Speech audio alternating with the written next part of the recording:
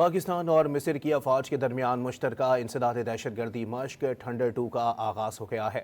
I S P R کے مطابق 2 ہفتوں پر محیط یہ مشترکہ اسپیشل آپریشنز اسکول چراٹ میں شروع ہوئی ہے، جس میں پاک فوج کے اسپیشل سروسز گروپ اور مصری فوج کی اسپیشل فورسز کے دستے شریک ہیں۔ افتتاحی تقریب میں commandant special operations school Cherat نے بطور مہمان خصوصی شرکت کی۔ پاکستان اور مصر کی افواج کے درمیان مشترکہ انسداد دہشت گردی مشق تھنڈر 2 کا آغاز ہو گیا ہے۔ آئی ایس پی آر کے مطابق 2 ہفتوں پر محیط یہ مشترکہ اسپیشل آپریشنز اسکول چراٹ میں شروع ہوئی ہے، جس میں پاک فوج کے اسپیشل سروسز گروپ اور مصری فوج کی اسپیشل فورسز کے دستے شریک ہیں۔ افتتاحی تقریب میں commandant special operations school Cherat نے بطور مہمان خصوصی شرکت کی۔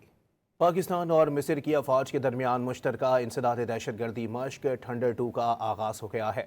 آئی ایس پی آر کے مطابق 2 ہفتوں پر محیط یہ مشترکہ اسپیشل آپریشنز اسکول چراٹ میں شروع ہوئی ہے، جس میں پاک فوج کے اسپیشل سروسز گروپ اور مصری فوج کی اسپیشل فورسز کے دستے شریک ہیں۔